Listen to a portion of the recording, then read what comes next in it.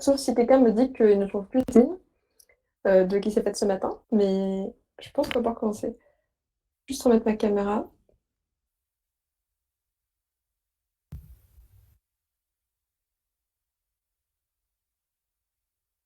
Du coup, on va pouvoir commencer. Alors, j'espère que vous avez bien mangé, les filles, que vous êtes bien reposées de votre matinée.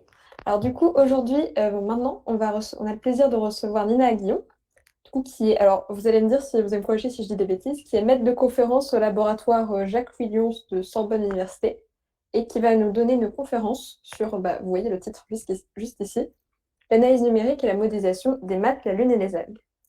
Du coup, je vais pouvoir vous laisser la parole. Merci beaucoup, c'est exactement ça. Ce que je voudrais faire aujourd'hui, c'est vous présenter mon domaine de recherche à travers des exemples, donc certains qui sont assez éloignés de ce que je fais au quotidien, et puis la deuxième moitié de mon exposé, ce sera pour le coup vraiment ce sur quoi je travaille en ce moment. Alors,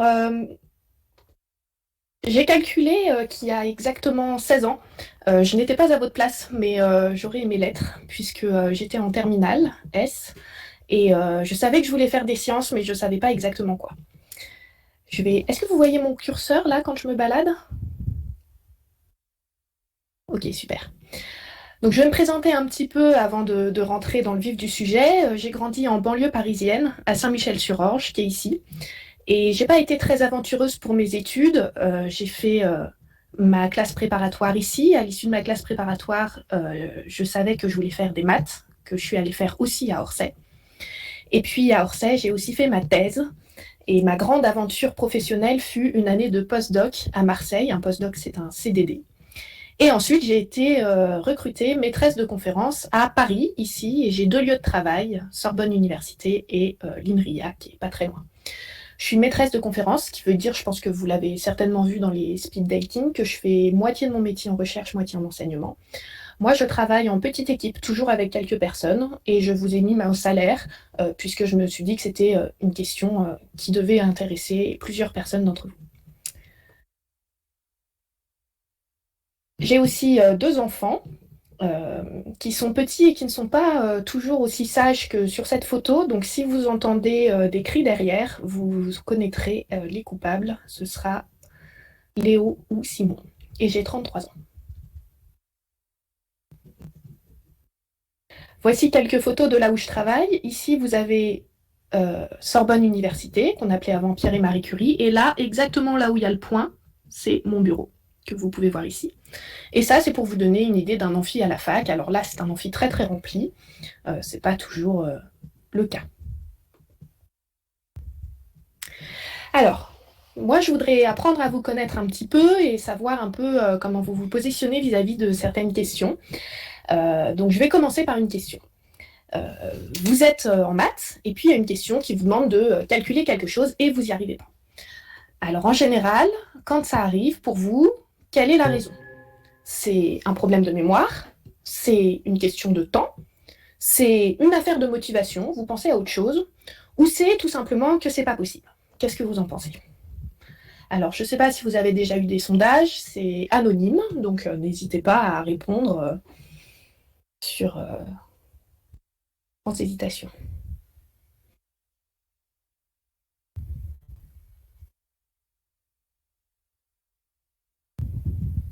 Ah, c'est super, je vois que tout le monde répond.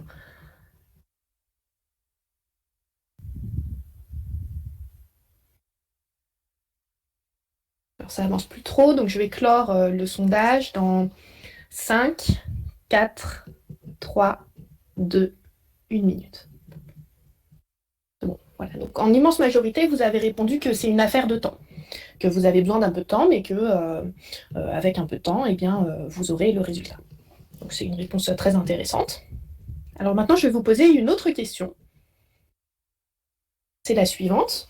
Je vous propose 4 choses. D'après vous, pour combien de ces choses je peux donner une formule qui donne le résultat ou carrément le résultat en lui-même? Donc le périmètre d'une ellipse, le point x, tel que x à la puissance 5 plus x plus 1 égale à 0, la valeur de la somme 1 sur 1 au carré plus 1 sur 2 au carré plus 1 sur 3 au carré plus 1 sur 4 au carré, etc., etc., on ne s'arrête jamais. Et enfin, la température qu'il fera à midi à Clermont-Ferrand le 3 mai prochain. À votre avis, parmi ces choses-là, combien peuvent être trouvées avec une formule exacte ou même mieux, une valeur numérique? Alors, là, je vous demande une réponse avec votre cœur, d'accord, puisqu'il n'est pas question de faire un exercice, plus juste dites-moi ce que vous en pensez comme ça en regardant les choses.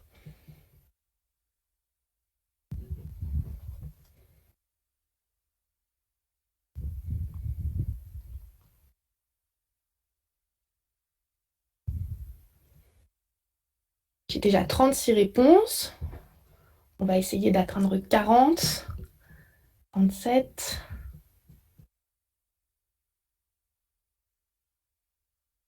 J'arrête dans 5, 4, 3, 2, 1. La plupart d'entre vous pensent qu'on peut trouver une formule ou une valeur exacte numérique pour 3 réponses, et la deuxième réponse, c'est 12. En fait, il n'y en a qu'une seule pour laquelle on peut trouver une valeur exacte, d'accord, c'est une formule ou une valeur numérique, et c'est la réponse C. D'accord, cette somme-là, vous verrez plus tard pour celles qui continueront en mode que cette somme infinie, là, ça fait pi carré sur 6. Pour les autres, et y compris pour les deux premières qui ont l'air très simples, on n'a pas de formule. D'accord, donc ça, c'est peut-être un peu surprenant. Je pense que la plupart d'entre vous ont vu aussi que la température à midi, très loin dans le futur, c'est un peu trop compliqué pour pouvoir donner une valeur exacte. Donc, où je veux en venir avec ces deux questions, qu'est-ce qui se passe quand vous ne savez pas calculer en cours et pourquoi on peut vous donner une formule? Ce que je veux vous dire par là, c'est que jusqu'à assez loin dans vos études, on vous ment. On vous dit qu'on sait calculer les choses, et quand on a un sujet d'examen ou des choses comme ça, souvent on vous demande de calculer ou de trouver une formule.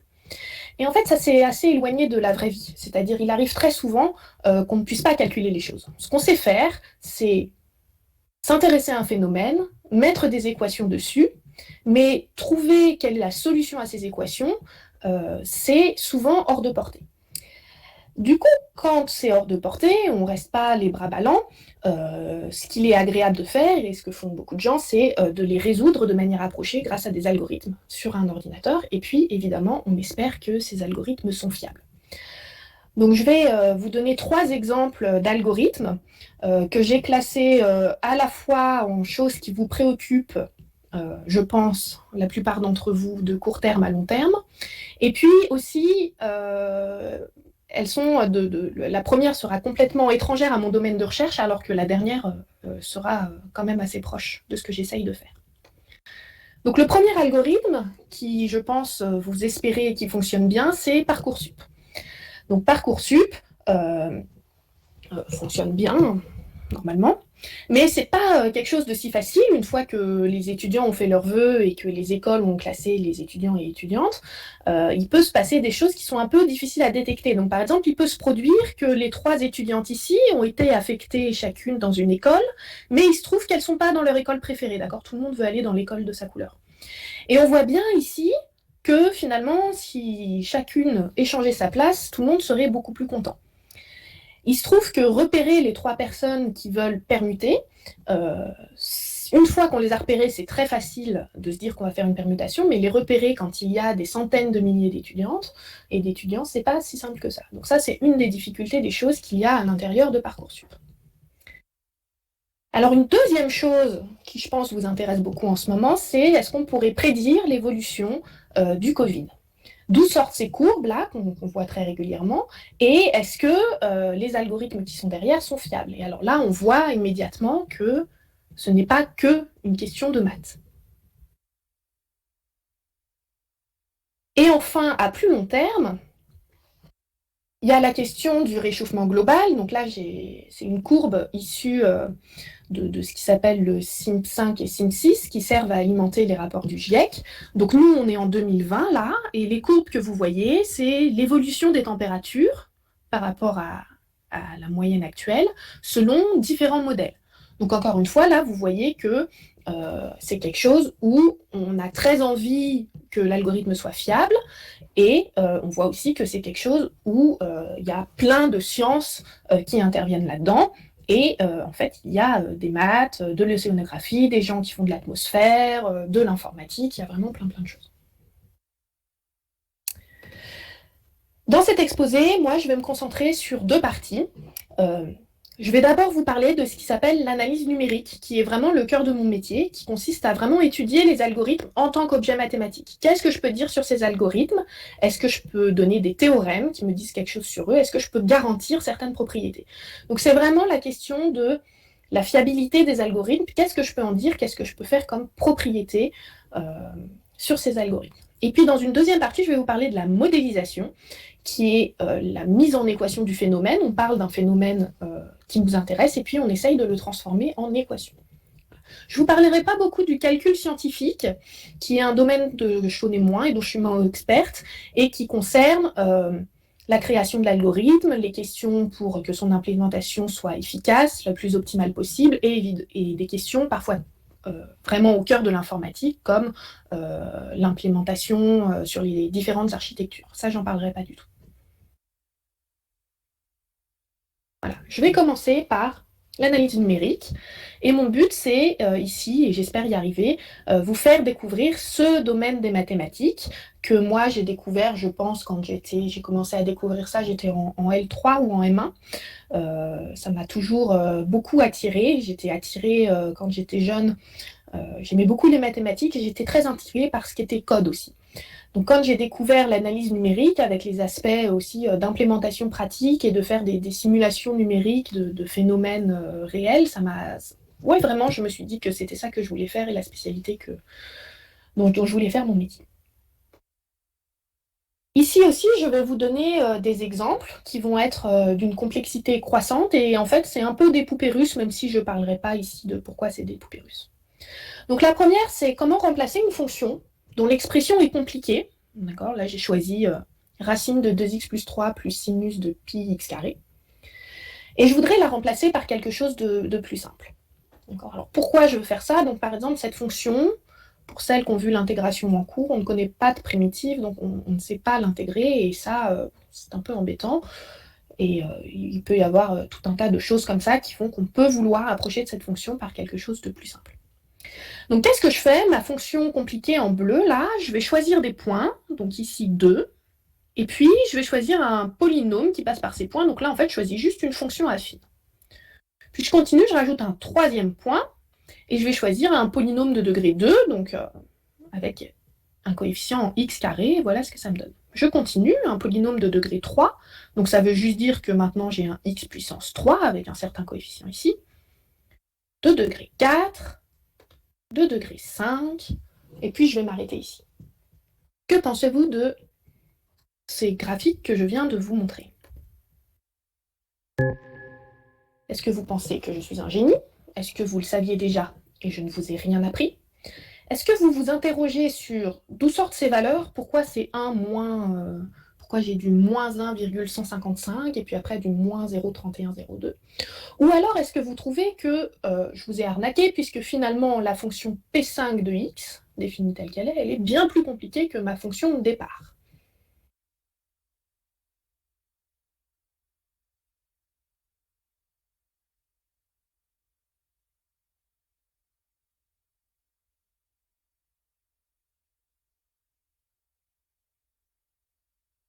J'attends encore un petit peu, on est à 37.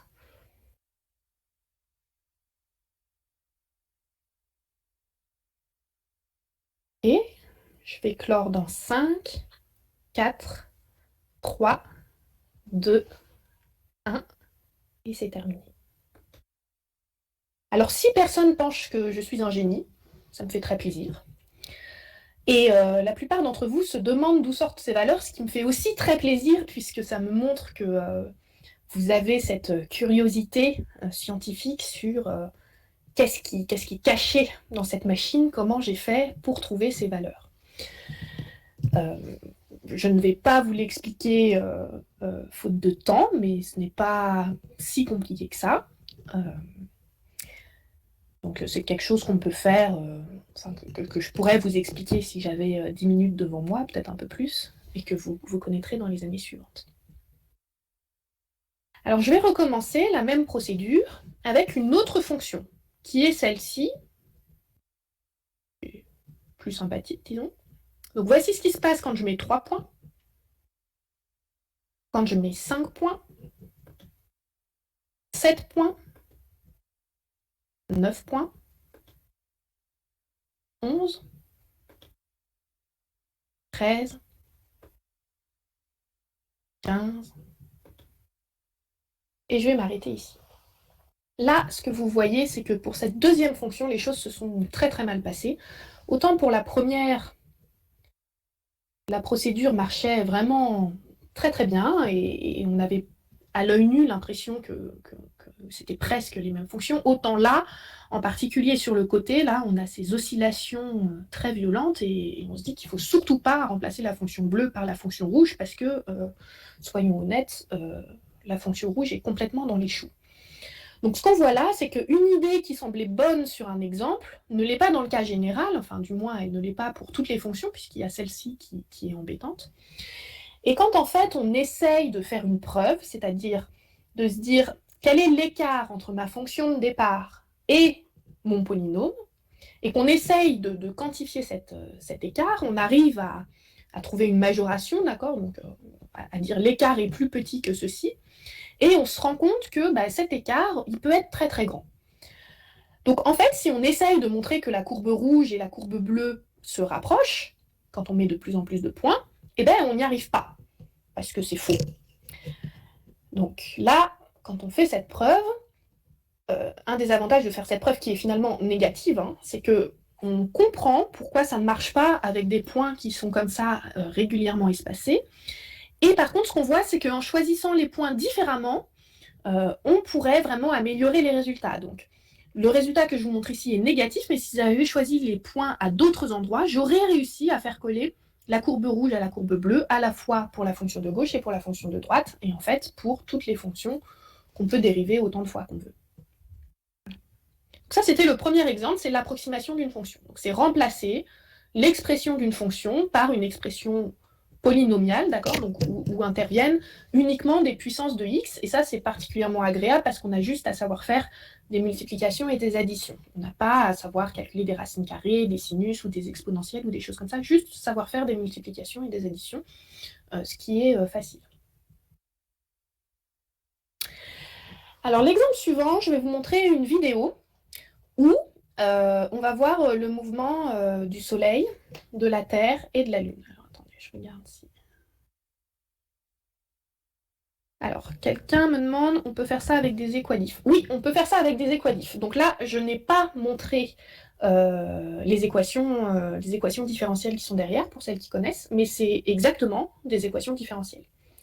Et les équations différentielles qui sont derrière ça sont connues depuis Newton, donc très longtemps. Pour autant, si on sait écrire les équadifs, on ne sait pas les résoudre, on ne sait pas écrire la solution.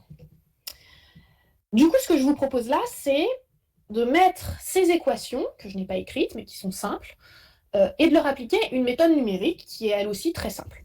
Donc, voyons ce que ça donne. Hop.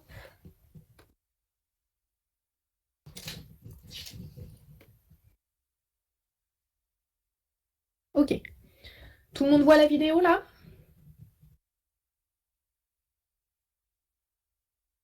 Ok, super. Donc je vous explique un peu ce qu'on voit sur cette vidéo. Le gros rond noir au centre, c'est le Soleil. La croix, c'est la Terre. Et le petit point rouge, c'est la Lune. D'accord? Donc regardons ce qui se passe. Il se passe que la Terre tourne autour du Soleil. Et si vous regardez bien, le petit point rouge, il n'est pas toujours exactement au centre de la croix bleue.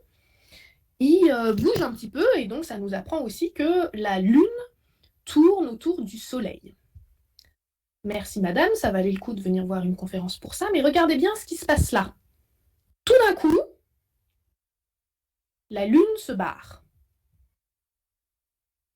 Hop, là vous voyez, elle s'est vraiment beaucoup éloignée. Là on a des... Enfin, vraiment, c'est pas bon signe. je vais vous demander ce que vous pensez de cette vidéo. Donc là, ce que j'ai fait, c'est que je vous montre la trajectoire de la Lune autour de la Terre. Donc au centre ici, là où il y a mon point rouge, c'est la Terre. Et puis le bleu, là, c'est la trajectoire de la Lune. Est-ce que vous concluez de la simulation numérique que je vous ai montrée que on va perdre la Lune dans environ 2 ans, ou que j'ai utilisé une mauvaise méthode numérique?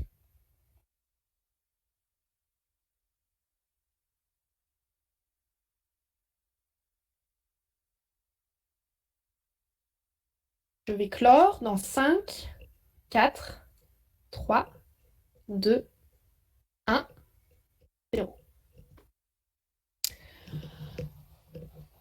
Donc vous pensez que j'ai utilisé une mauvaise méthode numérique. Et en un sens, vous avez raison, puisque ce n'est quand même pas acceptable que la Lune soit éjectée de la Terre en 2 ans. Mais en même temps, vous n'avez pas raison. C'est-à-dire la méthode numérique que j'ai utilisée, qui est la méthode de l'air explicite, elle s'appelle, on peut démontrer ce théorème. Je prends un intervalle de temps, 0 grand T, donc ici, grand T, ce serait par exemple 2 ans. Eh bien, je peux démontrer que la trajectoire donnée par ma méthode numérique est aussi proche que l'on veut de la trajectoire exacte, qu'on ne connaît pas, mais on sait qu'il y a une trajectoire exacte.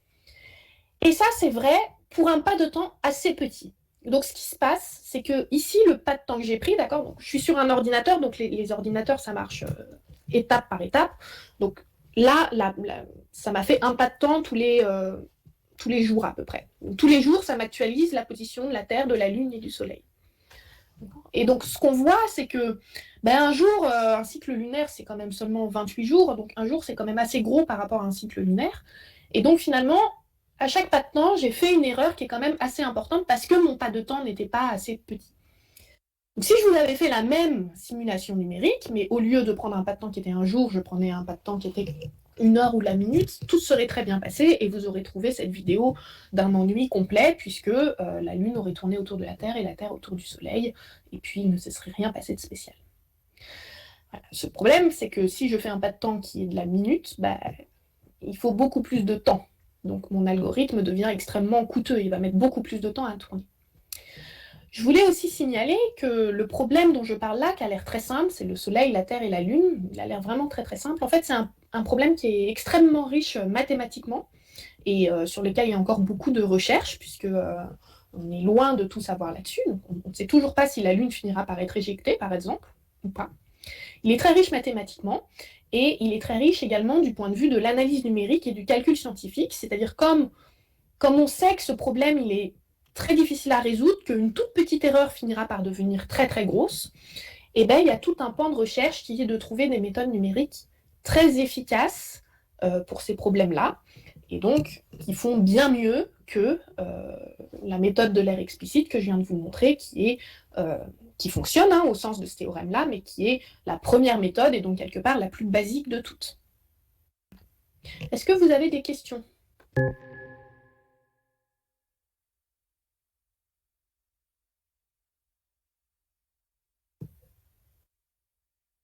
Ok, n'hésitez pas, comme disait, il me semble que c'est Azélie qui vous proposait de poser des questions, donc n'hésitez pas à les mettre au fur et à mesure.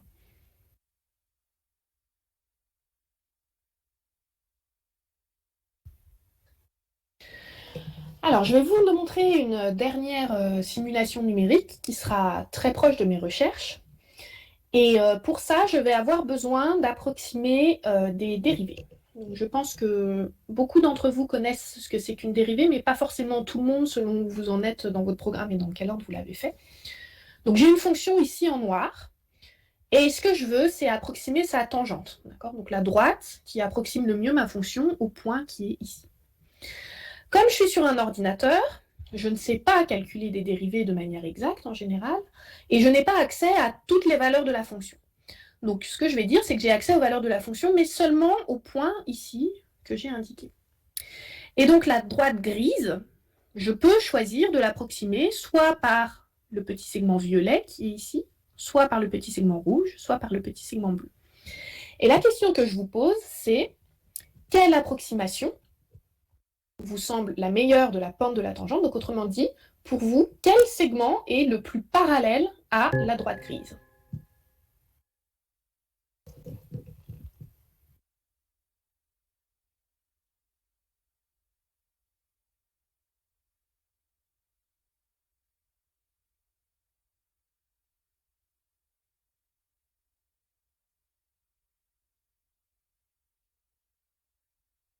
Donc j'ai déjà plus de 30 réponses.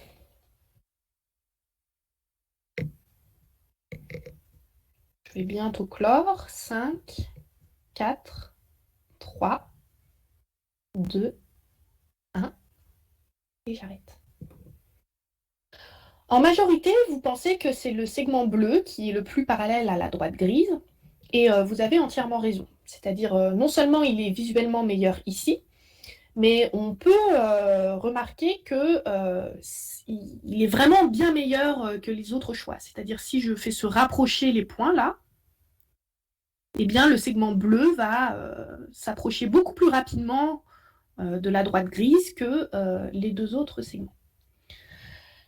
Donc, une fois qu'on a remarqué ça, quand on doit approximer une dérivée, on est très tenté de l'approximer par des petits segments comme ça, qui prennent un point à gauche et un point à droite. Donc, pour celles qui savent ce que c'est qu'une dérivée, hein, vous pourrez vous rendre compte que si je cherche la pente de ce segment, c'est f évalué au point qui est ici, moins f évalué au point qui est ici, divisé par la distance entre deux points ici. Et cette formule-là donne une approximation qui est vraiment très très bonne de f' en ce point-là, qui est la valeur que l'on cherche. Donc on a l'impression, quand on a fait ça, d'accord, quand on fait les maths qui sont derrière ça, on se dit « Ah, je vais utiliser l'approximation en bleu, c'est vraiment beaucoup, beaucoup plus malin que d'utiliser par exemple l'approximation en rouge. » Alors je vais vous montrer ce qui se passe.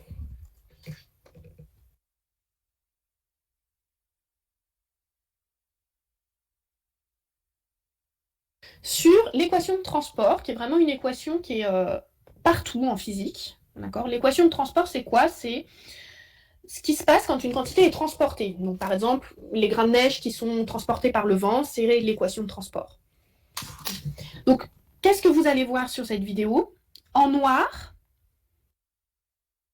c'est la solution exacte, d'accord? Donc c'est ça qu'on voudrait approcher à l'aire d'un ordinateur. Et puis cette fonction en noir, là, va juste se déplacer vers la droite, se translater vers la droite autour du temps. À gauche, ce que vous allez avoir, c'est les résultats quand j'utilise la solution qui semblait pas forcément la plus maligne, qui était le petit segment avec de gauche. Et à droite, c'est avec la solution qui semblait maligne, qui était d'utiliser les deux points de chaque côté. Donc voici ce qui se passe. Donc à droite, vous voyez que ça se passe très très mal, d'accord? La fonction noire, qui est celle qu'on veut avoir. Hop. Voilà. Ça s'est très très mal passé, hein. On voudrait avoir la fonction noire et on a ce truc horrible qui oscille. Et à gauche, ça se passe beaucoup mieux, puisque en fait, la courbe noire et la courbe rouge sont presque superposées, d'accord? On voit juste ici dans les coins des petits changements. Donc pourquoi je vous ai mis cette vidéo, c'est que pour vous dire qu'en analyse numérique, il y a parfois des surprises. C'est-à-dire, moi, ça m'arrive très régulièrement, je griffonne des trucs sur un bout de papier et je me dis « Ah, mais je vais faire ce truc-là, regarde, va y avoir des super bonnes propriétés. » Et puis je donne des arguments comme ça avec les mains en disant « Regarde, c'est vachement plus intelligent de faire ça. » Et puis quand on le code vraiment et qu'on lance la simulation, bah, on a des trucs vraiment moches comme cela. Et puis après, on revient sur son papier, sur son crayon, on réfléchit, et puis on comprend pourquoi finalement l'idée qu'on pensait naïvement être une idée de génie ne fonctionne pas. Et parfois, voilà, au passage, quand on a compris pourquoi ça ne fonctionne pas, ça éclaire vraiment beaucoup, ça donne plein d'idées, de nouvelles choses.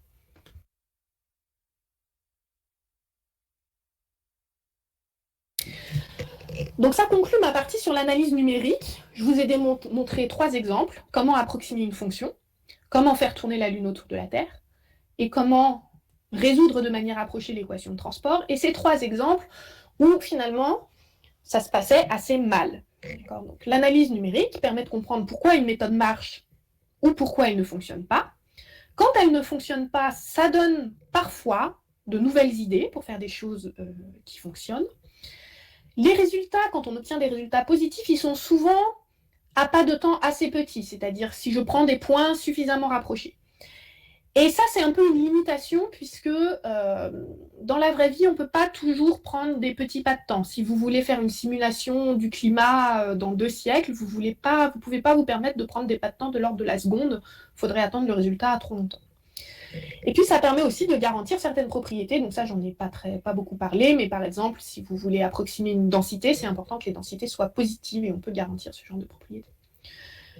Ici, j'ai choisi de vous démontrer des exemples qui se passaient mal, puisque si je vous avais montré des choses qui se passent bien, on perçoit, enfin, pour ma part, je trouve qu'on perçoit moins l'intérêt quand on voit quelque chose qui se passe bien. On est éventuellement impressionné devant la qualité du résultat, mais finalement, on n'est pas étonné, on s'y attend. Moi, personnellement, je trouve que c'est quand on voit quelque chose qui ne marche pas qu'on est amené à se remettre en question et réfléchir aux choses un peu différemment, mais qu'est-ce qui coince, qu'est-ce qui n'allait pas, et c'est souvent en se confrontant à quelque chose qui ne marche pas, en pensant qu'on a une bonne idée et finalement non, que c'est un moteur pour la suite et que ça permet d'avoir des bonnes idées pour aller vers ce qui marche. Je ne voudrais pas que vous reteniez de cette partie que aucune méthode numérique ne marche, d'accord? C'est loin d'être le cas. Les méthodes numériques fonctionnent. Là, je vous ai montré des méthodes simples, peut-être un peu trop basiques, et j'ai fait exprès de les mettre dans des cas où elles atteignent leurs limites ou de choisir des choses dont je savais qu'elles ne fonctionnaient pas. Est-ce que ça vous va si je passe à la deuxième partie?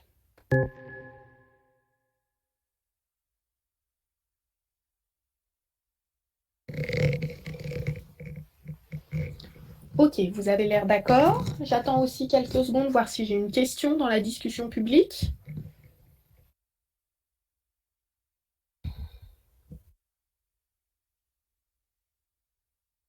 Personne n'est en train d'écrire, donc je vais terminer le sondage. Et je vais passer à une autre partie de modélisation.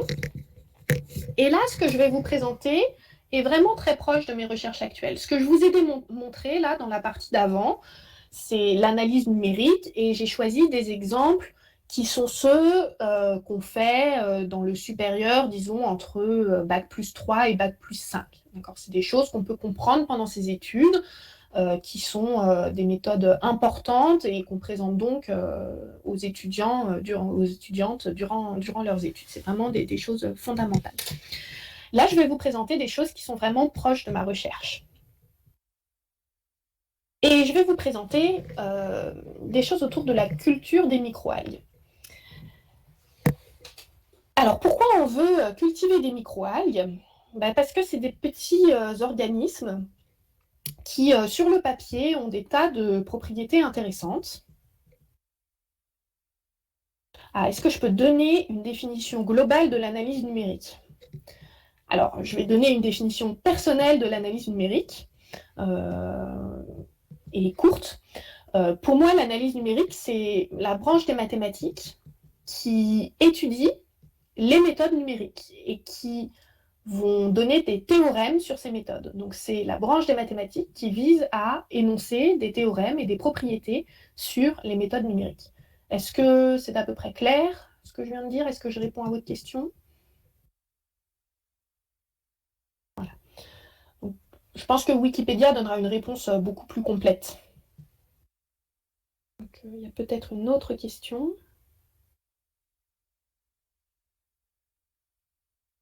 Alors, ça concerne quel domaine?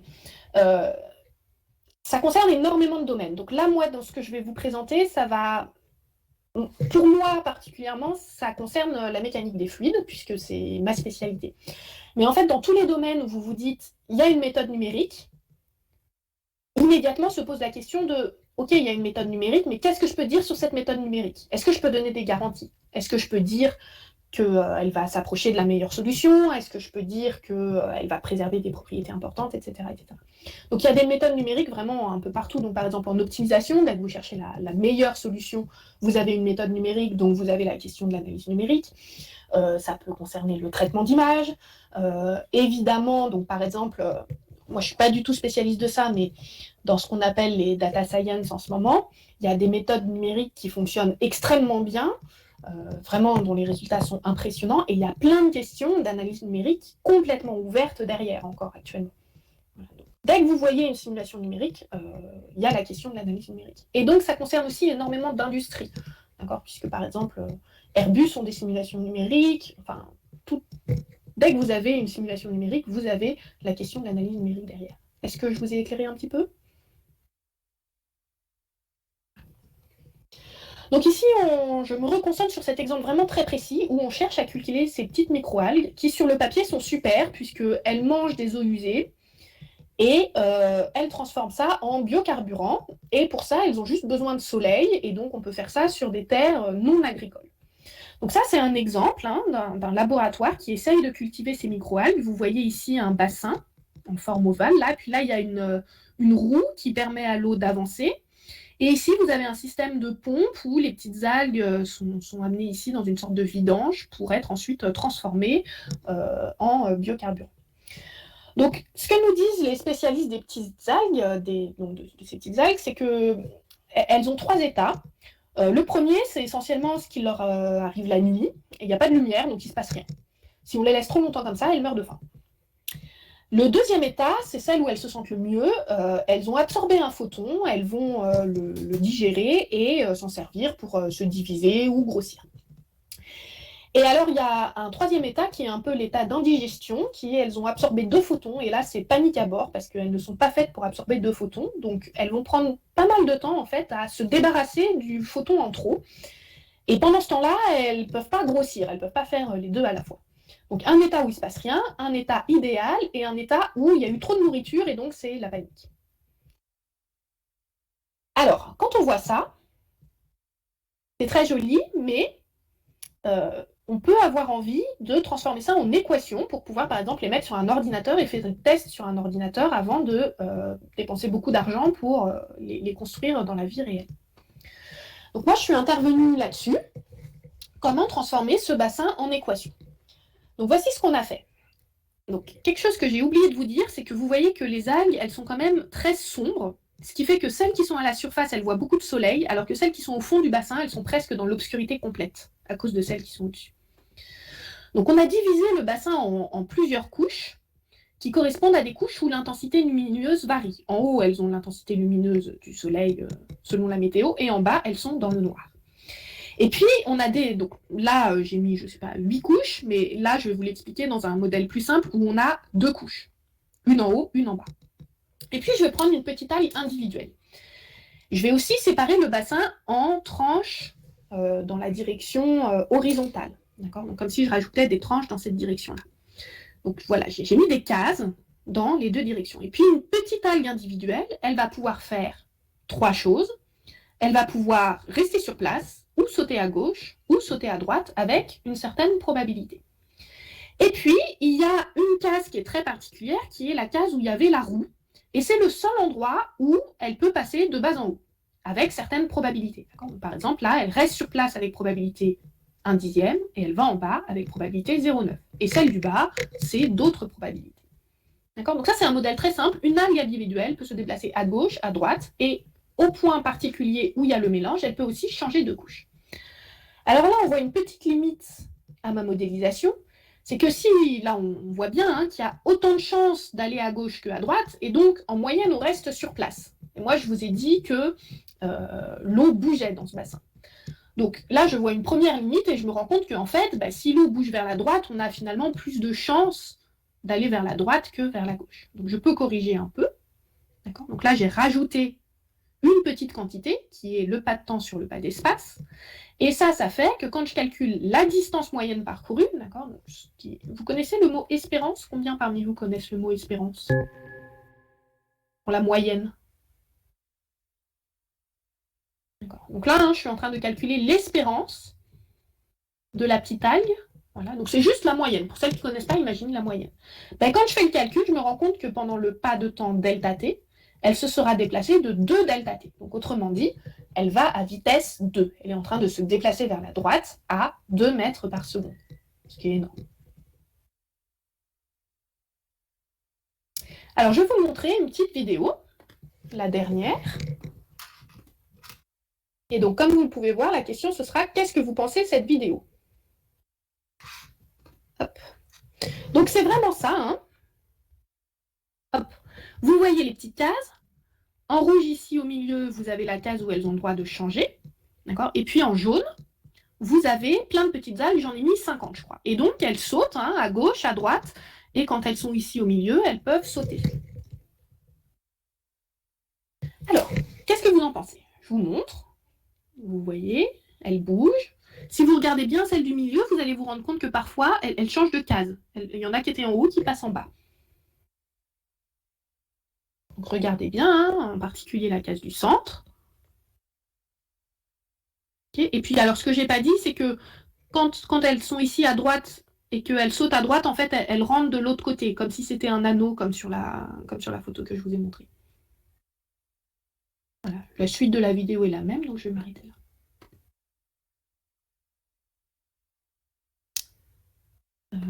Ça... Que pensez-vous de cette vidéo que je viens de vous montrer?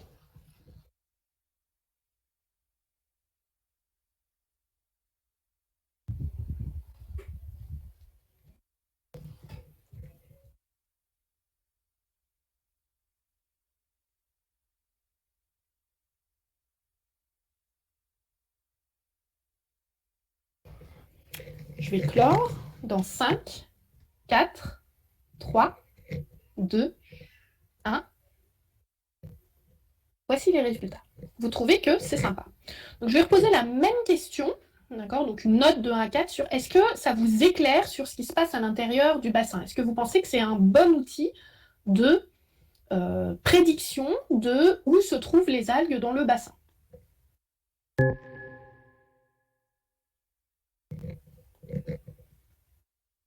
Ok, donc réponse A, non, pas du tout. Réponse B, pas vraiment. Réponse C, à peu près. Réponse D, oui, complètement.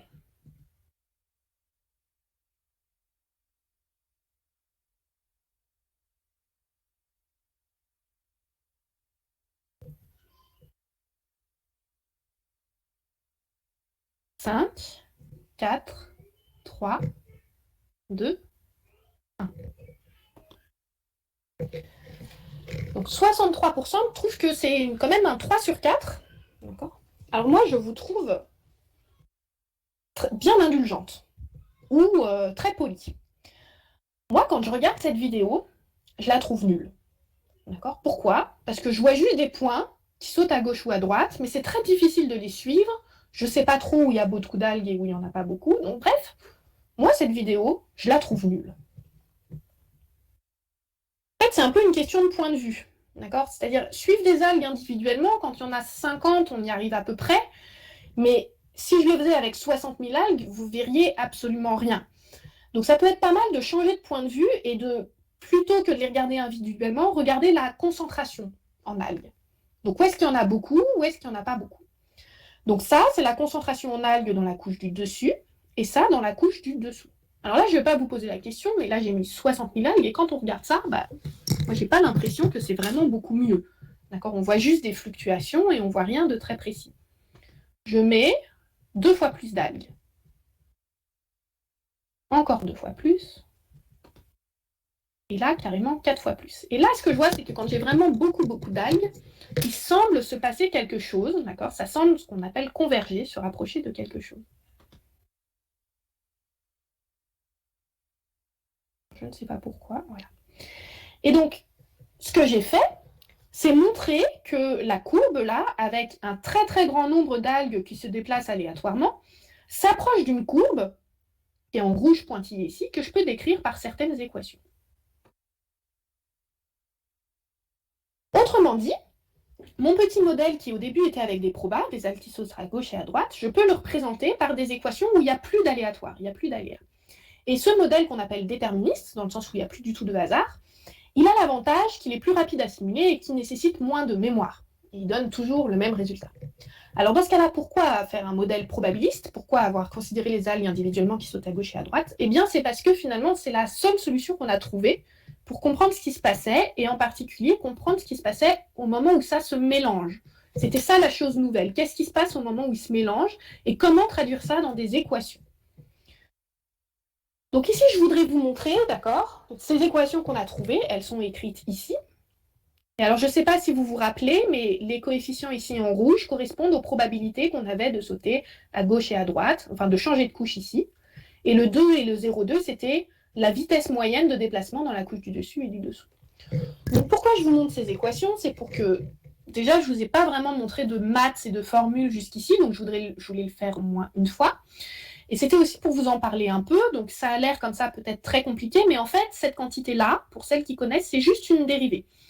C'est juste que quand on regarde le phénomène qui nous intéresse, il dépend à la fois du temps et de l'espace, donc il a deux variables, et donc ça, c'est quand je dérive par rapport à ma variable de temps. Ces équations-là, d'accord, ça c'est un exemple de ce qu'on appelle une équation aux dérivées partielles, qui est mon domaine de recherche. Et ça, c'est juste ce morceau-là. Oh, là, c'est l'équation de transport, qui est celle dont je vous avais montré au début. Il y avait une simulation qui faisait n'importe quoi et une simulation qui faisait quelque chose d'acceptable. Voilà.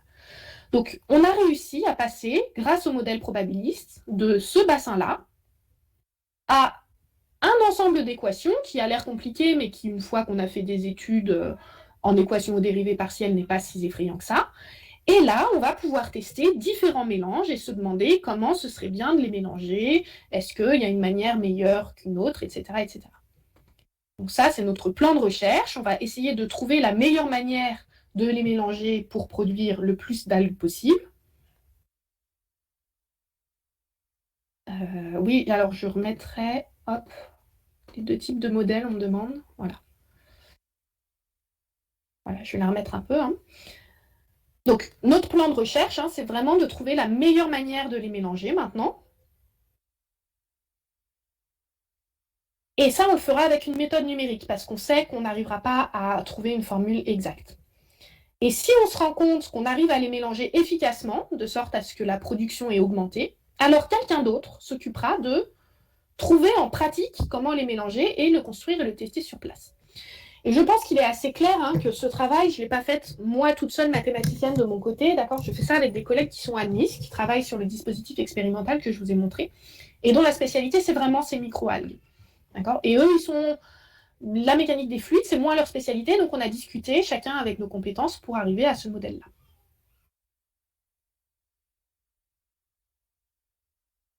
Donc, en conclusion, j'espère que j'ai réussi à vous expliquer un peu mes objets de recherche au quotidien, donc les méthodes numériques et la modélisation. Parfois, je vais travailler sur des modèles très simples, comme ceux que je vous ai montrés au départ, pour vraiment tout comprendre pourquoi ça marche ou tout comprendre pourquoi ça ne marche pas. Et d'autres fois, je vais travailler sur des modèles plus complets, avec en objectif les applications. Donc c'est le cas par exemple pour les algues, et dans mes recherches actuelles, où j'essaye de me convertir un peu thématiquement vers l'océanographie, pour participer aux recherches sur le climat à long terme, avec ma petite expertise de numéricienne. Voilà, c'est un travail d'équipe, et j'espère pouvoir contribuer dans quelques années. Et pour conclure, je voulais vous mettre cette photo parce que je ne sais pas l'image que vous avez des mathématiques, mais on imagine, enfin moi j'imaginais un métier très solitaire. Et c'est pas du tout mon quotidien. Je fais jamais, je fais de la recherche seule, mais jamais longtemps. Je travaille toujours avec des gens. J'ai beaucoup de discussions pour confronter les idées, réfléchir aux résultats, avoir des nouvelles idées. Et en particulier, là, ce que je vous ai montré sur les algues à la fin, la recherche n'est pas finie. Et c'est Liudi qui est ici, qui est en train de faire une thèse et qui doit avoir 24 ans, je pense, 24 ans ou 25 ans, qui va travailler là-dessus pendant sa dernière année de thèse. Donc en ce moment, il est à Nice et c'est lui qui va travailler là-dessus. Voilà. Donc ça, c'est mon équipe INRIA. C'est vraiment, il y a beaucoup de gens avec qui je travaille au quotidien, donc Jacques, Martin, Julien, Emmanuel, Nelly. Voilà, c'est vraiment des gens avec qui je travaille tous les jours. Donc je vous remercie de m'avoir écouté et n'hésitez pas si vous avez des questions.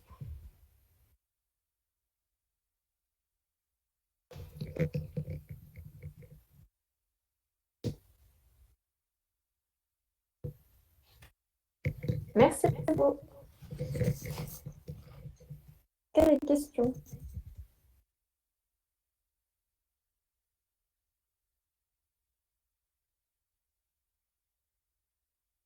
Moi, j'ai pas de questions, mais je voulais juste dire merci beaucoup parce que c'était vraiment super bien, super bonne idée, les sondages et tout, c'était super interactif. Et vraiment bravo, c'était trop bien. Merci beaucoup, ça me touche. Ah oui, c'était super. En je trouve trop bonne idée. Merci beaucoup. Oui, merci à vous. C'est génial. N'hésitez pas pour les questions, hein, même les questions que Maëva, vous n'osez pas poser, allez-y.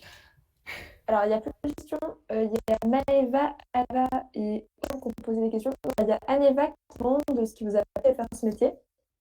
Et il y a Maëva qui veut aussi que vous parlez de vos études un peu plus. D'accord. Alors la première question, ça sautait un peu, donc je suis pas sûre d'avoir bien entendu. Qu'est-ce qui m'a décidé à faire ce métier, c'est ça? Oui, c'est ça. Alors c'est venu, en fait, c'est venu assez progressivement. J'ai toujours été intriguée par la recherche, mais c'était un peu flou pour moi parce que, ok, la recherche, mais la recherche en quoi? Donc quand j'étais à votre place en première et en terminale, j'aimais bien les sciences, mais les sciences en général. J'avais vraiment pas d'idée très précise. Je vais répondre en même temps à la question sur mes études. Après, j'ai fait une classe préparatoire dont je garde un souvenir traumatisé, mais qui a quand même eu le mérite de déjà m'apprendre à travailler. Et puis, à l'issue de cette classe préparatoire, je savais que j'aimais les maths. Voilà. Ce qui est sorti de ma classe préparatoire, c'est que vraiment, ce qui me plaisait, c'était les maths. Donc, j'ai décidé de poursuivre mes études à l'université. Et en fait, vous allez voir, à l'université, tout d'un coup, je me suis retrouvée en L3 de maths et on faisait que des maths. Mais les maths se sont retrouvées séparées en plein de petits domaines. Donc j'avais un cours qui parlait de l'analyse, donc qui est l'étude des fonctions, des équations différentielles telles que je viens de vous les montrer, et puis un cours d'algèbre qui était plus sur les nombres, par exemple, ou sur ce qui s'appelle l'algèbre linéaire, donc tout ce qui est décrit dans des situations de proportionnalité. Et donc j'ai fait mes études et assez vite j'ai senti que ce que je préférais, c'était l'analyse. Ce que j'aime bien faire, c'est des encadrements. J'aime bien faire des inégalités, des choses comme ça. C'était vraiment l'endroit qui me plaisait le plus, où voilà, j'avais envie d'en savoir plus. Et donc, après ça, j'ai fait un master. Et en master, on commençait à choisir des options. Et donc, j'ai choisi des options plus vers l'analyse, qui était ce qui me plaisait. Donc là, j'étais à l'université. Voilà. Et donc là, l'analyse s'est reséparée en petits morceaux. Et il y avait plus de cours d'analyse numérique. Et là, ça m'a vraiment... C'était la révélation, quoi. Je me suis dit... moi, j'aime beaucoup coder, j'aime bien voir les résultats s'afficher, j'aime bien me dire « Ah, ici, on essayait ça comme algorithme, et puis le coder et regarder si ça marche ou pas. » Et c'était vraiment la révélation. Et donc, j'ai fait une thèse dans ce domaine avec quelqu'un que j'avais eu en cours et que j'avais trouvé génial. Et je regrette pas. Voilà, c'était vraiment bien.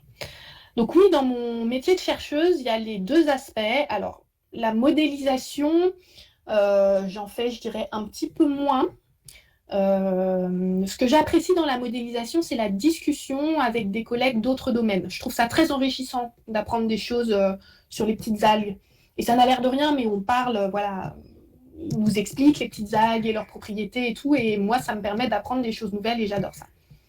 Voilà. Et donc, en océanographie, je ne fais pas vraiment de la modélisation, puisque c'est un domaine très, très bien connu, on connaît les équations. Mais par contre, vraiment, mes collègues océanographes m'en apprennent beaucoup sur le fonctionnement de l'océan et son impact et ses relations sur le climat.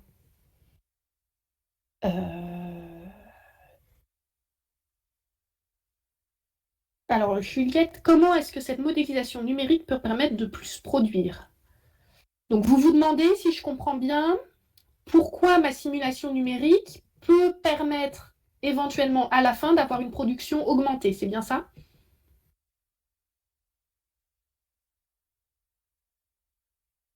Oui. Alors, elle ne le permettra pas immédiatement. En fait, ce qu'on peut faire avec ces simulations numériques, c'est dire « Ah, et si ma roue, elle mélangeait comme ci, comme ça ?» Donc, par exemple, si elle ramène les algues du haut en bas et qu'elle mettait les algues qui étaient en bas en haut, elle peut dire « Bon, ben, si je fais ça, je produis 10% de plus. » D'accord? Je dis n'importe quoi là, hein, au niveau des chiffres. Et donc là, si c'est 10% de plus, les gens qui sont spécialistes des algues pourront dire « Ah ben ça vaut le coup d'essayer de faire un dispositif qui fait ci ou ça ». L'avantage de la simulation numérique, c'est celle-là, la diapo que vous vouliez?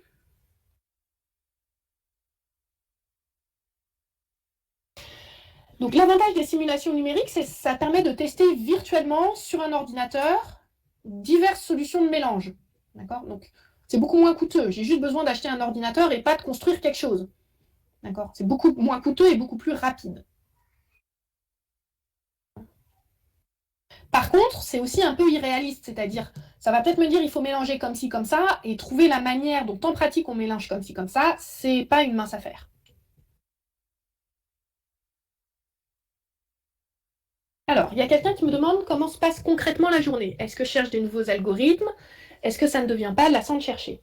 Alors, alors mes journées en ce moment, c'est un congé maternité, mais il faut savoir que quand je suis au travail, ma journée est assez variée puisque j'ai aussi de l'enseignement et j'ai plusieurs sujets de recherche. Donc ça, c'est oui, quand on ne trouve pas de solution, ça peut devenir lassant. Peut-être pas lassant, mais frustrant. Passer beaucoup de temps à ne pas trouver, c'est lassant. Donc pour ce faire, moi, j'aime bien avoir plusieurs sujets de recherche qui me permettent de laisser reposer les choses quand je suis coincée, pour y revenir plus tard. Parfois, ça s'est décanté, on a des nouvelles idées. Sur la frustration de la recherche, je trouve que travailler en équipe est aussi très enrichissant parce que je trouve que moi, je réfléchis mieux à plusieurs que toute seule. Donc oui, je cherche des nouveaux algorithmes dans mon domaine de spécialité qui est la mécanique des fluides. Donc, je lis des articles avec des nouvelles idées, je vois comment les améliorer, comment les appliquer à de nouvelles situations. Parfois, parfois, j'y arrive pas. Et dernièrement, là, en océanographie, ils ont des gros codes numériques, vraiment très, très compliqués. Et donc là, ce qui les intéresse, c'est d'avoir quelqu'un qui est expert dans décortiquer les algorithmes pour avoir les idées plus claires sur quelles sont les faiblesses, quelles sont les choses à améliorer, etc., etc. Et peut-être aussi ramener des méthodes numériques qui viennent de la recherche et les passer plus vers les applications. Est-ce que j'ai répondu, Théodora, à votre question à peu près? Alors, est-ce que j'ai des contacts à l'international? Alors, moi, pas vraiment. Quand j'étais en thèse, j'ai un peu travaillé avec quelqu'un en Allemagne. Quand je suis en conférence, je discute avec des chercheurs du monde entier, mais je n'ai pas vraiment de collaboration à l'international. Je ne sais pas d'où ça vient. Ce que je sais, c'est que je suis une personne de contact. Et soyons honnêtes, c'est beaucoup plus facile de discuter avec des gens qu'on voit vraiment. Voilà. Et donc, le confinement a été assez difficile de ce point de vue-là. Est-ce que j'ai répondu à la question d'Oran, du coup?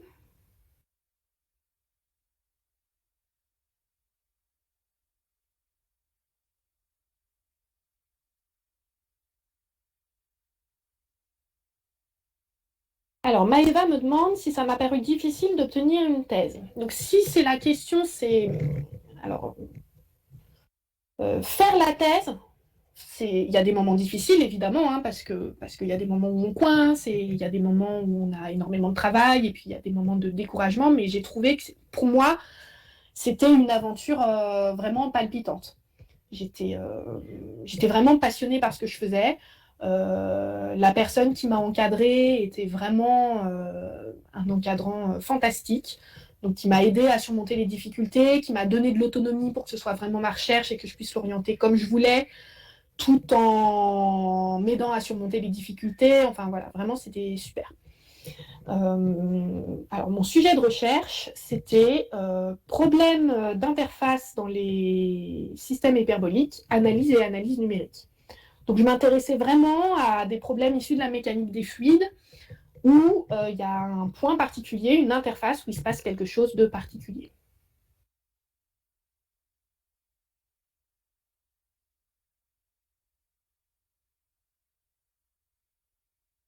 J'ai fait ma thèse à l'université d'Orsay.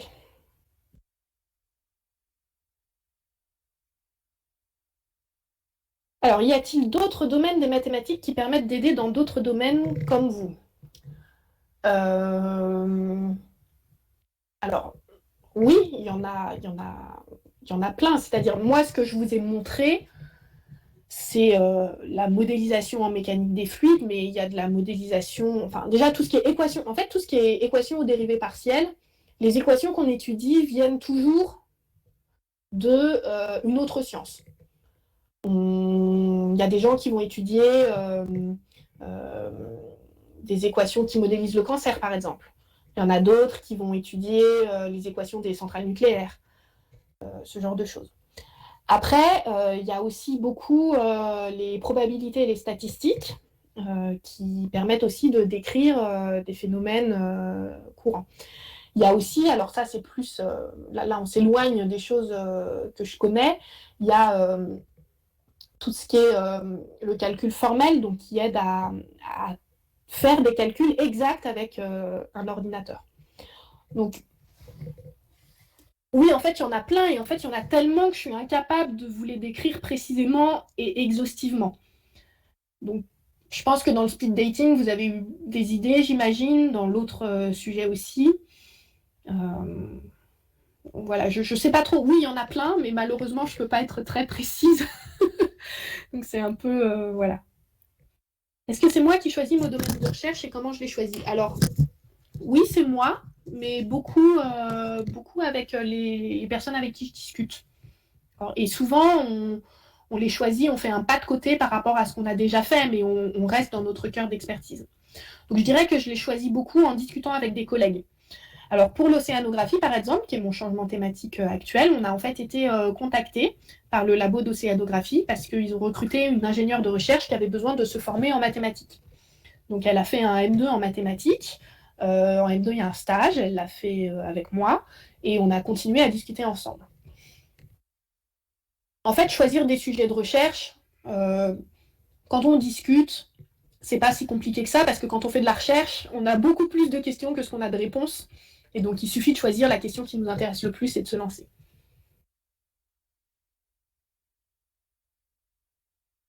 Alors, est-ce qu'un excellent niveau dans les autres sciences est nécessaire pour la recherche en maths? Non. Non. Ce n'est pas nécessaire. D'ailleurs, je considère que je ne suis vraiment pas forte en physique. Heureusement que mes collègues d'océanographie me remettent à niveau. Après, il y a des gens qui sont excellents dans 2 sciences et ça fait vraiment des travaux intéressants.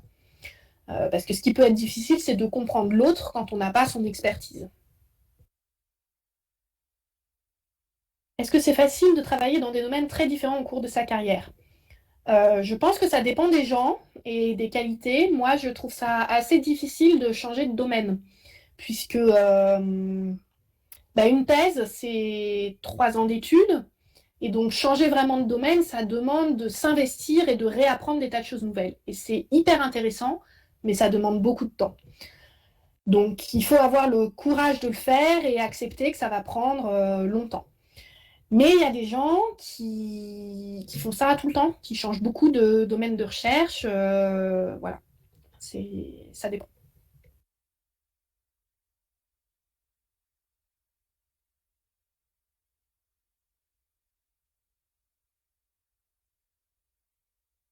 Je ne sais pas s'il reste des questions. Je ne sais pas si j'ai répondu à toutes les questions que vous aviez.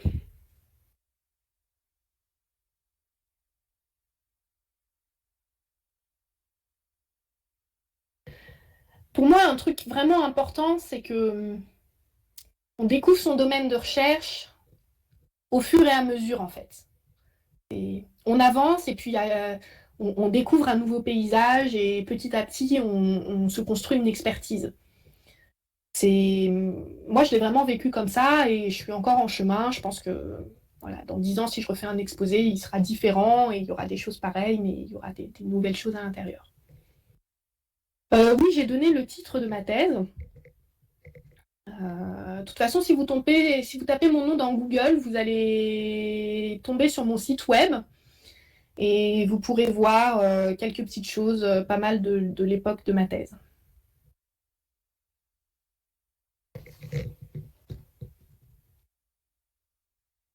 Bon, bah, s'il n'y a pas d'autres questions, je pense qu'on va s'arrêter là. Alors, je ne sais pas si vous m'entendez bien. J'ai eu des petits problèmes ce matin. Du coup, bah, encore une fois, merci. C'était très intéressant. Merci. Vraiment bien. Voilà. Et j'espère vous voir nombreuses dans nos amphis et dans mon labo d'ici 5 ans, ça se trouve, hein, pour les plus âgés d'entre vous. Voilà. Si vraiment une d'entre vous atterrit au laboratoire Jacques Lyons, je lui donne l'ordre de venir toquer à mon bureau, ça me fera hyper plaisir dans 5 ans. Bah, merci beaucoup. Les lycéennes, on va faire. Vous avez quelque chose à dire? Comment? Vous aviez encore quelque chose à dire ou pas? Non, non, Ok, j'ai juste dit au revoir. ok, super. Merci, au revoir.